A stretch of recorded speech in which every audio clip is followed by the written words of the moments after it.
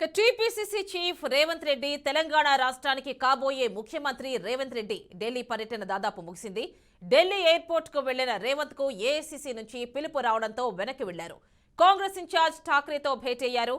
ఆ సమావేశంలో రేవంత్ తో పాటు శ్రీధర్ బాబు, బట్టి, షబీర్ అలీ, సుదర్శన్ రెడ్డి కూడా పాల్గొన్నారు. వీరంతా మంత్రి పదవులు ఆశిస్తున్నవారే. ఇక పూర్తి డీటెయిల్స్ ఢిల్లీ నుంచి మా కరెస్పాండెంట్ అశోక్ అందిస్తారు.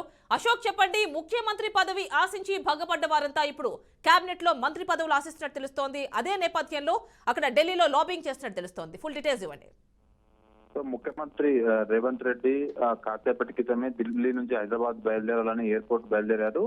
సో కానీ సడన్ గా రాష్ట్ర వ్యవహారాల ఇన్ఛార్జ్ మాణిక్రావు ఠాక్ ఫోన్ రావడం, ఆయన ఎయిర్పోర్ట్ దగ్గరికి వెళ్ళిన అతను రిటర్న్ వచ్చారు. ప్రస్తుతం ఢిల్లీలోని న్యూ మహారాష్ట్ర సదన్ లో సమావేశం కొనసాగుతుంది. ఈ సమావేశంలో పిసిసి ప్రెసిడెంట్, అదేవిధంగా కాబోయే ముఖ్యమంత్రి రేవంత్ రెడ్డి, బట్టి విక్రమార్క, శ్రీధర్ బాబుతో పాటు షబీర్ అలీ, అదేవిధంగా రాష్ట్ర వ్యవహారాల ఇన్ఛార్జ్ మాణిక్రావు ఠాక్రే సమావేశమయ్యారు.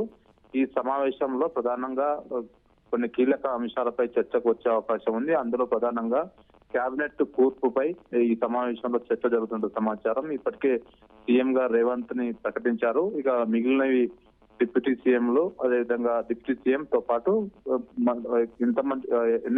ఎంతమంది మంత్రులుగా ప్రమాణ స్వీకారం చేస్తారనే దానిపైనే ఒక ఉత్కంఠత కొనసాగుతుంది. సో ఒకవేళ సీనియర్లు ప్రధానంగా చంద్రబాబు గాని, బట్టి విక్రమార్క, ఉత్తమ్ కుమార్ రెడ్డి, అదేవిధంగా పలువురు షబ్బీర్ అలీ, వీళ్ళంతా సీనియర్ కాంగ్రెస్ నాయకులు. దాదాపు 40 సంవత్సరాల నుంచి వారు పార్టీ సేవలు అందిస్తున్నారు. సో ఇలాంటి వారికి ఎలాంటి పోర్ట్ఫోలియోలు వేయాలి? కేబినెట్ మంత్రులు అయితే అవుతారు, కానీ ఇచ్చిన తర్వాత వాళ్ళకి సరైన పోర్ట్ఫోలియోస్ అంటే శాఖలు, ఏ శాఖలు ఇవ్వాలి దానిపైన మల్లగుల్లాలు పడుతున్నట్టు సమాచారం. ఒకవేళ రేవంత్ రెడ్డికి ఫ్రీ హ్యాండ్ ఇస్తే మాత్రము వీరంతా అసంతృప్తి వ్యక్తం చేసే అవకాశం ఉంది. ఎందుకంటే రేవంత్ రెడ్డి వన్స్ సీఎం గా ప్రమాణ స్వీకారం చేసిన తర్వాత అతను వన్ సైడ్ డిసిషన్ తీసుకోకుండా కొన్ని నిర్ణయాలు సీనియర్ మంత్రుల దగ్గర ఉండేటట్లు ఉంచాలంటూ ఈ సీనియర్ నాయకులు పట్టుబడుతున్నట్టు సమాచారం.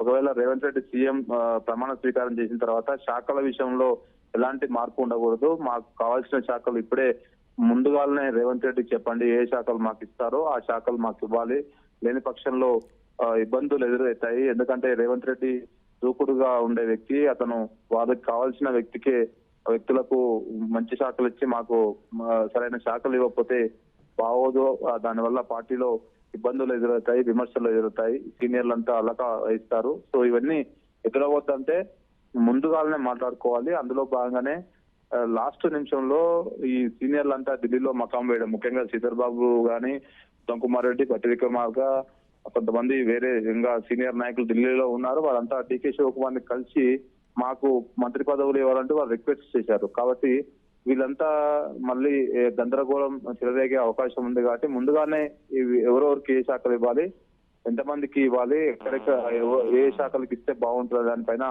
ప్రస్తుతం కసరత్తు కొనసాగుతున్నట్టు తెలుస్తా ఉంది.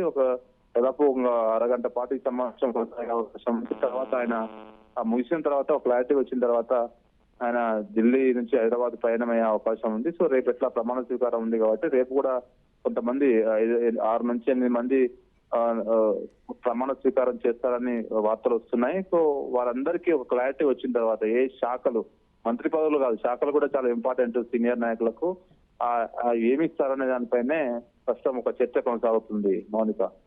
Right Ashok, thank you.